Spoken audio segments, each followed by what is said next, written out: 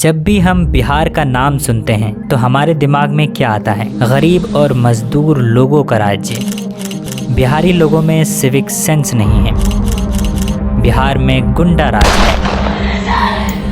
बिहार में सफरिंग है, पेन है, क्राइम है, प्रॉब्लम्स, बहुत सारी प्रॉब्लम्स।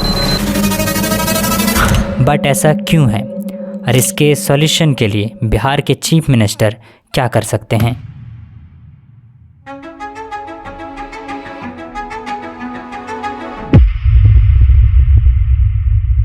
बिहार में 13 करोड़ से ज़्यादा पॉपुलेशन है और 58% अंडर 25 है, यानी यूथ बहुत ज़्यादा है। बिहार के यूथ के पास ज़्यादा ऑप्शन नहीं है। पहले वो देखता है बिहार में अपॉर्चुनिटीज़ नहीं है, अच्छी जॉब्स नहीं है।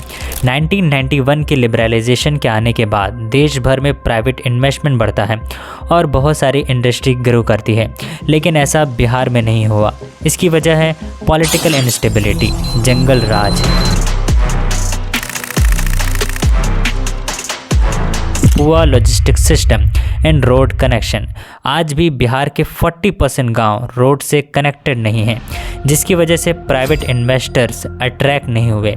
और इंडिया का अर्बनाइजेशन ग्रोथ यानी शहरीकरण 35% है और बिहार का 12% यानी शहरीकरण स्लो है। तो बगैर अच्छे शहर के मैन्युफैक्चरिंग सेटअप नहीं होता, इंडस्ट्री ग्रो नहीं करती, एक बेहतर मॉडर्न इकोनॉमी नहीं बन पाती है, जिसकी वजह से जॉब्स भी क्रिएट नहीं होते।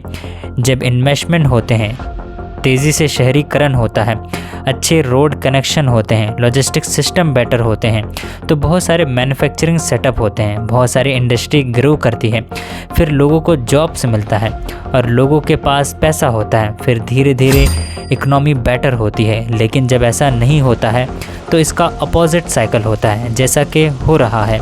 और इस पर बिहार गवर्नमेंट ने ज़्यादा फोकस नहीं किया, जिसकी वजह से बिहार का मैन्युफैक्चरिंग कंट्रीब्यूशन 1% से भी कम है। बिहार की यूथ के पास दूसरा ऑप्शन है एग्रीकल्चर। बिहार की ज़मीन बहुत फर्टाइल है क्योंकि वहाँ बहुत सारी नदियाँ हैं। एग्रीकल्चर सेक्टर 19.9% कंट्रीब्यूट करती है बिहार की इकोनॉमी में और 76% ऑफ द पॉपुलेशन एग्रीकल्चर पर डिपेंड करती है।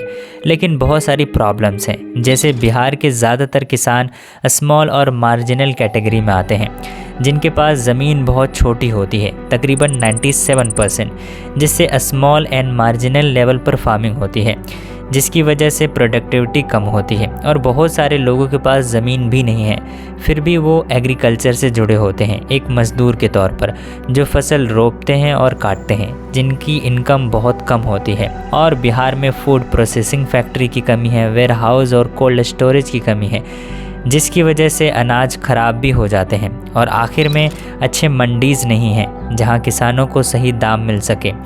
तो जितना एग्रो इंडस्ट्री में पोटेंशियल हो सकता था वो नहीं हो पाता है।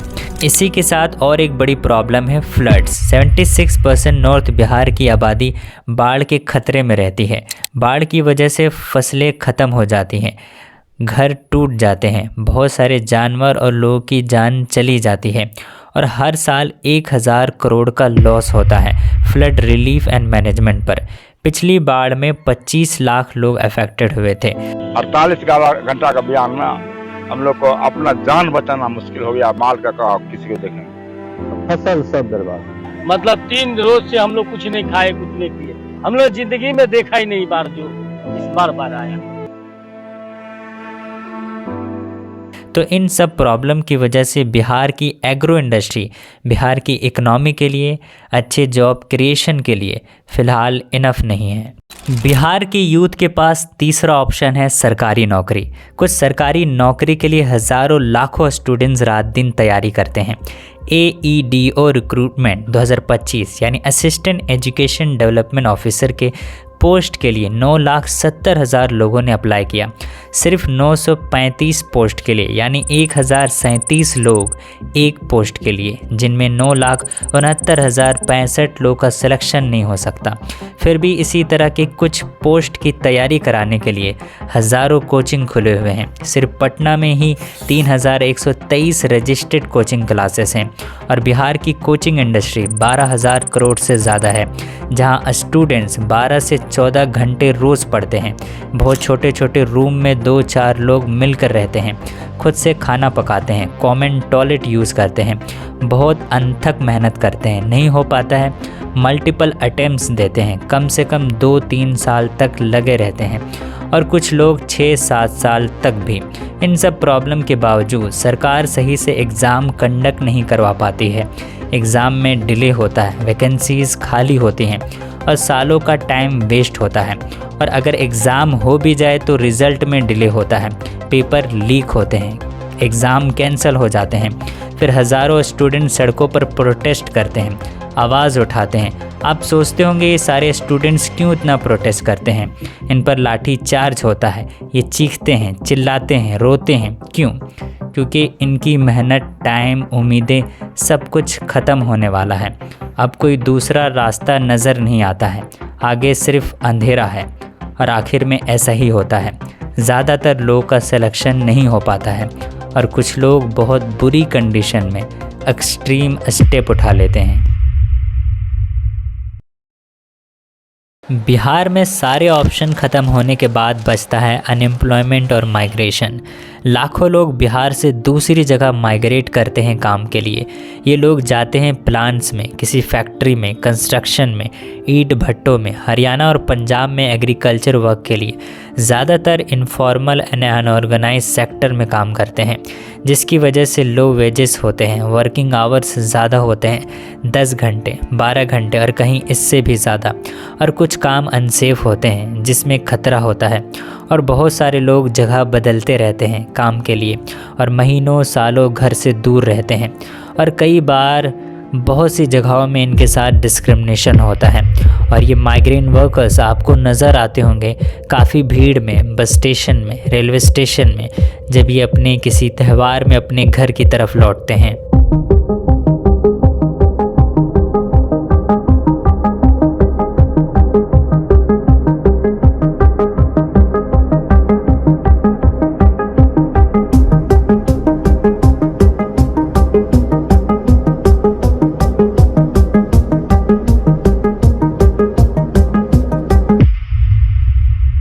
और बाकी लोग जो बिहार में रहते हैं उनकी एवरेज पर कैपिटा इनकम 60,000 है, यानी मंथली 5,000। बिहार में 34.13% फैमिली की इनकम 5 से 6,000 है। 29.61% फैमिली की इनकम 10,000 या इससे भी कम।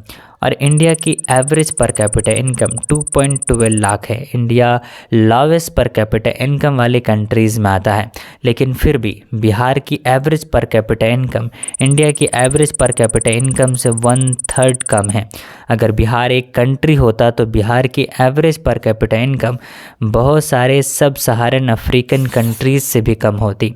और बिहार की कुछ डिस्ट्रिक्ट्स एंड मार्जिनलाइज्ड कम्युनिटीज़ की पर कैपिटा इनकम इससे भी कम है, 33,000, यानी मंथली 3,000 के आसपास।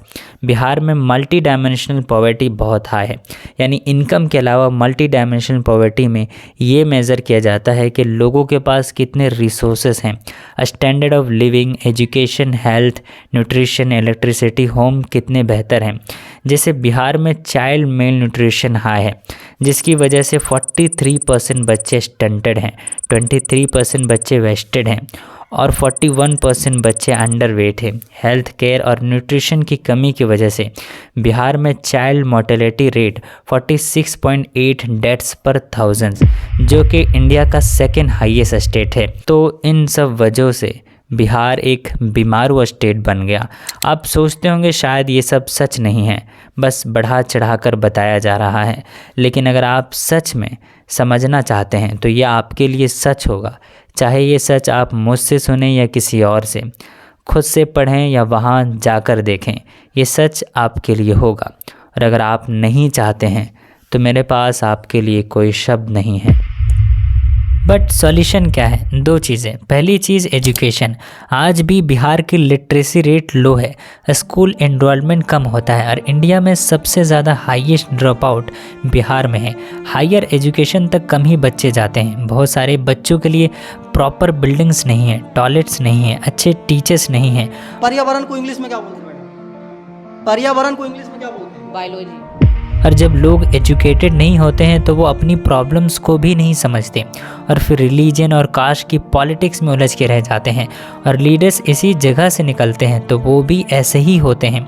जब लोग एजुकेटेड होंगे तो अच्छे लीडर्स भी पैदा होंगे, नहीं तो पॉलिटिकल पार्टीज़ आती रहेंगी जाती रहेंगी लेकिन लोगों को कोई फ़ायदा नहीं मिलेगा, जिसकी वजह से प्रॉब्लम का साइकिल कभी टूट नहीं पाएगा।